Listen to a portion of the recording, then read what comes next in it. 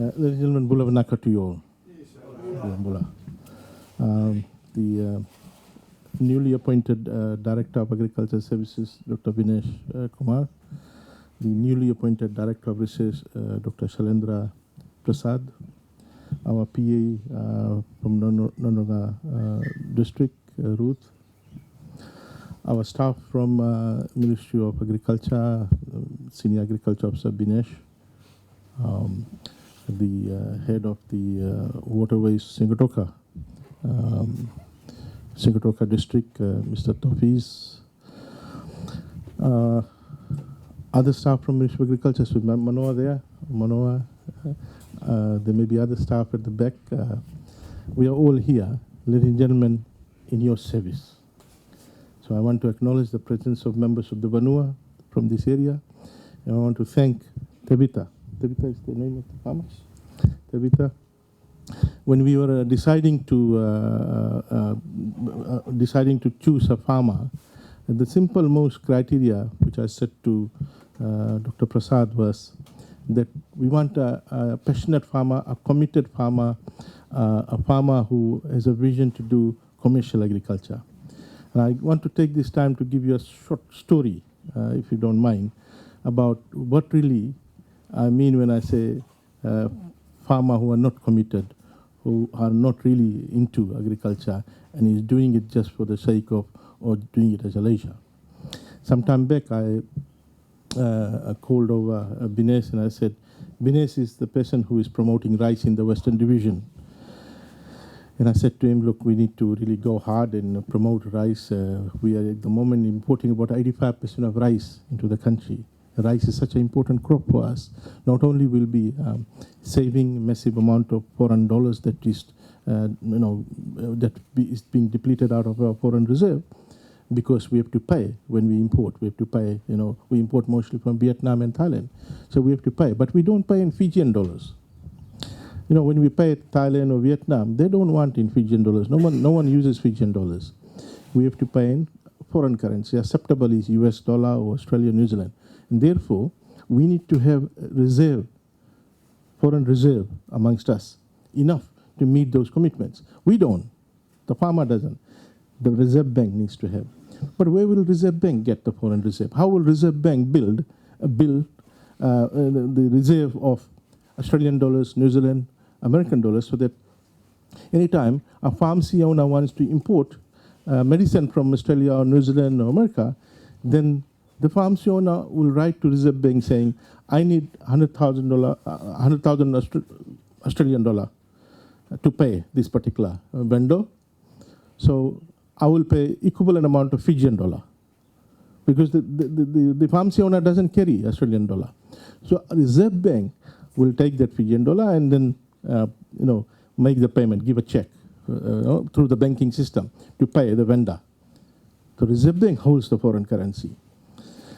So for that, we need to ensure that we either produce whatever possible so that we don't have to import from outside. We can't produce automobiles.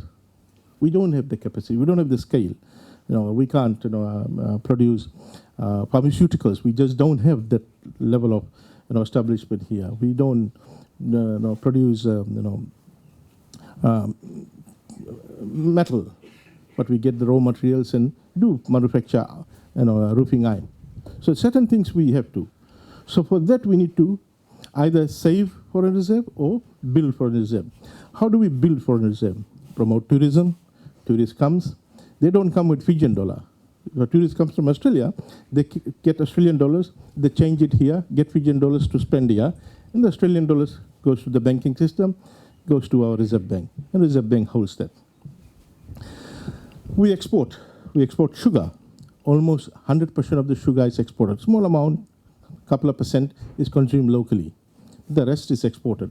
That is one of the reasons why sugar industry is so important for the economy, because almost everything is exported and brings in foreign currency. So similarly, we export fresh produce from Sigatoka Western Division. It brings in foreign currency. We export timber. We export fish. So these are the important sectors of the economy which helps us bring foreign exchange. So we are wanting to promote rice because that will allow us to save us from importing. And it's also staple, very important food security-wise, that our staple, we really don't want to put the staple in the hands of foreign suppliers. Something happens, God forbid, at least we have our own staple food here. So I had a meeting in Uduai some time back, and a farmer was saying, no, I want to plant rice. Where's the seed? You haven't given the seed. I said, okay, don't worry. We'll deliver you the 2 newly released high-yielding variety of rice. 3 months. 3 months you can harvest the rice. He said, perfect. That's what I want. See, high-yielding variety, good returns. So he said, okay. What is it, 1 acre, 2 acre? 2 acres, he said. I said, you need to get your farm. It's ready. The plot is ready. I said, okay, Mama, call Bines, make sure you get this thing quickly. I said, Monday, sir. I said, okay. So there goes Monday, Bines goes with the rice seed. 1 acre is 13 kilo something maybe. How much is 30 kg 1 acre? 60 kg. He got 2 bags of rice. We sell it at cost, subsidized, $13, $14. $14 for 1 bag. Sat down with the farmer. I said, thank you for your interest. Minister is so happy that you have come forward to plant rice. That's what Minister wants. We need a cohort of rice farmers, cohort of cassava farmers, dalo, and you have joined us. Thank you. Really appreciate. In national interest, we are growing rice. Here is the rice seed. This is the amount you have to pay. He said, good. I've got the money. We told him to keep the money ready. He said, look, this is how you need to prepare. Oh, no, I prepared the land. Okay. I said, okay, you broadcast, you broadcast the rice. It's rain-fed rice. You don't have to prepare the boggy the field and plant it and transplant. I said, I know what is rain-fed rice. I know, how to broadcast. But good. He said, look, after once you broadcast, 2 to 3 weeks time, then you have to manage the weed. Oh, pop. He said, no. I want to broadcast. I've got 3 months tourist visa to Australia. I'm gonna go. You said it's 3 months variety rice. After 3 months, I'll come back and harvest the rice. That's not agriculture, Senga. If that is the case, then you all put something and go and enjoy in the Koro, in the village somewhere, come back and harvesting time. Senga. We can't afford to spend money, can't afford to waste our time and resources, his time, our vehicle, etc., to go and visit farmers who thinks that they'll put the seed and go and come during the harvesting day only. Please, we can't afford to waste our resources. You need to understand. You need to get serious about it. We have wasted too much time and resources over the last 2 to 3 decades on these kind of practices, and we want to clean up agriculture. And when I say it, I mean it. And I'm so happy today that when I said to him that we need committed farmers, he said, this is one of those guys. Of course, there are other farmers in this area, very committed, very focused in terms of commercial agriculture. In this area, Sigatoka and Latoka, they are good and significant number of farmers who are committed into commercial farming, because commercial farming not only serves you, your family, but also helps the nation. It's in national interest that we want to promote commercial farming for several reasons. If I have time, I'm going to explain later on. So I want to, first of all, acknowledge and congratulate Peli to be a model farmer in this area. Our director of research did give me verbally his profile, and very, very happy to note that we have got such a dynamic young farmer. And I do take this opportunity to urge other farmers to come forward and who would want to engage or get into non-sugar agriculture. We are here to advise you. We are here on one call to come if you find any issues on your farm in any particular point in time with any pest and disease or any farming system, etc. Today we are here with Waterways, Agriculture, Rural and Maritime Development. 3 ministries are here to listen to you, to tell you that, look, if you change and wanting to take a commercial agriculture for the market as your main activity, we're here to support you. Today is a very exciting day because today formally we are introducing a new crop in the country which up till now was not introduced as a commercial venture. For some reason or the other, I don't know why we had shied away from really promoting squash. And our complacency was taken as an advantage by one of our neighboring countries. Nothing wrong with that. Tonga. Tonga's one of the major export item, probably after vanilla in Tonga, is squash. Tonga is known for exporting squash. And squash is probably the second most export commodity in Tonga. But we got better land here. We've got much larger tracts of land here. We've got distinct advantage in growing squash. Export in New Zealand, Australia, South Korea, Japan. Massive market. We already have a pathway for Japan. Director Agriculture Services have written to Biosecurity to start working on establishing pathway with New Zealand and Australia as well and South Korea. We are there. We want to promote and take over export as one of the non-sugar agriculture commodity that we want to export. Just a quick example. In Nasori, a farmer planted quarter acre of squash. Quarter acre of squash, harvested about 700 kg of squash from the quarter acre, and sold it to Josh Farm at 70 cents a kilo, and he got around $1,200 or so. Right? Sorry, $600. We got about $550 or so, right? At 70 cents, around $550. $550 for quarter acre. For 1 acre, $2,000. So around $2,000.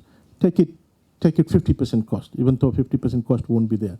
$1,000 net per acre. $1,000 net per acre per crop. This is 3 months. What if you plant 3 crops? $3,000 per acre per year. Now tell me, which crop will give you around $3,000 per acre net per year? Okay? So we are here. So Josh Farm took that for 70 cents, took it, put it in his shop, and someone sent me a photo of that display, and the board was $3.50 per kg. So bought it for 70 cents, and immediately, no processing, nothing, $3.50 per kg. Squash. Squash is a smaller version of the pumpkin, but very distinct, different taste. Very good for pumpkin soup and a few other dishes. That is it's a delicacy in Japan and New Zealand, Australia. We have advantage in our New Zealand, Australia, or Japan because we don't have distinct winter. Therefore, we can grow it year round. During winter, the problem is in Australia and New Zealand, these tropical crops cannot be grown. We must take advantage of that.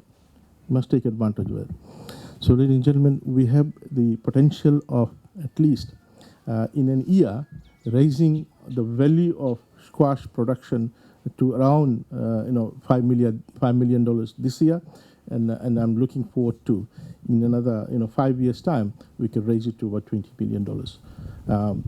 We are here to assist you in the technology.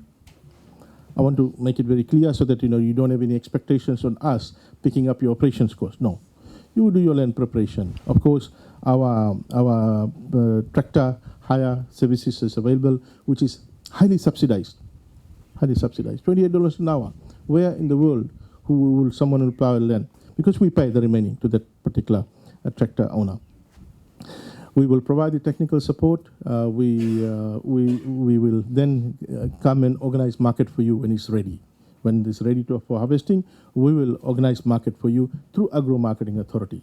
we will ensure that your product is not doesn't go bad. Generally, that's one issue in agriculture. Agriculture commodities are perishable in nature, and that is a worry that farmers have. And I want to assure you that worry, we will take it over from you. Right?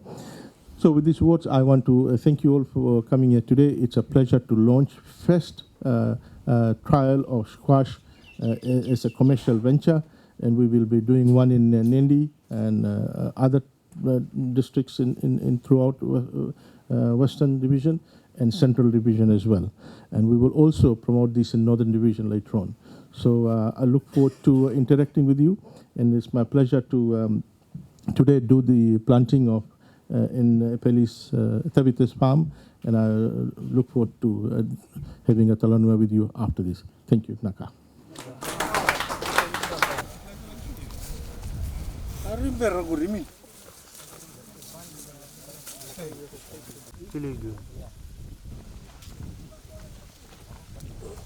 During especially this time when the